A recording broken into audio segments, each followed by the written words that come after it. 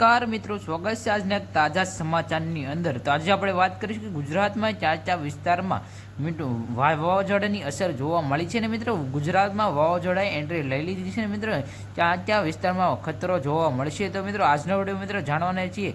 તો મિત્રો ગુજરાતમાં વાવાઝોડાએ એન્ટ્રી લઈ લીધી છે અને મિત્રો ગુજરાતમાં દ્વારકા, જામનગર, જૂનાગઢ, ઉના, ભાવનગર, તાન અને જેવા વિસ્તારમાં મિત્રો વરસાદ આવવાની શક્યતા ખૂબ જ વધારે રહેવાની છે મિત્રો। અને ગુજરાતમાં વાવાઝોડાએ પણ એન્ટ્રી લઈ લીધી છે અને બે સિસ્ટમ સક્રિય થઈ છે અને ત્યાં વાવાઝોડાની શક્યતા ખૂબ જ વધારેમાં વધારે રહેવાની છે મિત્રો। અને ગુજરાતમાં દ્વારકા જિલ્લા પાસે પણ વરસાદ આવ્યો છે અને મિત્રો બીજી બાજુ જોઈએ તો બીજી સાઈડ પણ એક સિસ્ટમ સક્રિય બની છે। તો બે સિસ્ટમ આખા ઇન્ડિયાની અંદર બની છે મિત્રો।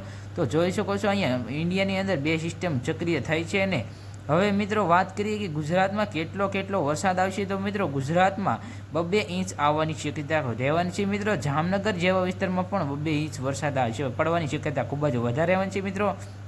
અને વાવાઝોડાએ મિત્રો જોઈ શકો છો સોની ગતિએ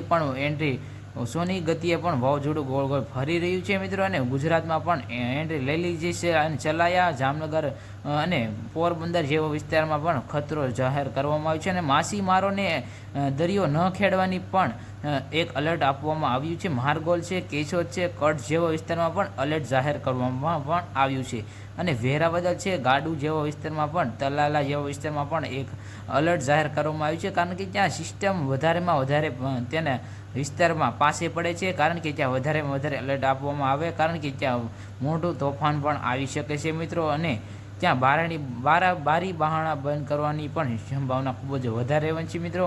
અને ત્યાં હાથીઓ નક્ષત્ર પણ બેસી ગયો છે મિત્રો। અને ગુજરાતમાં પણ 8 થી 10 દિવસ વાવાઝોડું પણ રહેવાનું છે અને મિત્રો 6 દિવસ તો મિત્રો ધોધમાર વરસાદ પણ આવવાની શક્યતા ખૂબ જ વધારેમાં વધારે રહેવાની છે મિત્રો। અને ગુજરાતવાસીઓ પણ અલર્ટ થઈ જાય, કારણ કે ગમે ત્યારે સિસ્ટમ સક્રિય ગમે ત્યાં થઈ જાય છે। તો મિત્રો સાવધાન રહો, સતર્ક રહો। ગુજરાતમાં ભારે વરસાદની આગાહી રહેવાની છે મિત્રો। તો 8-10 દિવસ સુધી વરસાદ આવવાની શક્યતા ખૂબ જ વધારે રહેવાની છે મિત્રો। અને વિડીયો સારો લાગ્યો હોય તો આપણી પોતાની ચેનલ ટેક ગુજરાતને સબસ્ક્રાઈબ કરો। જય હિન્દ, જય ભારત, નમસ્કાર।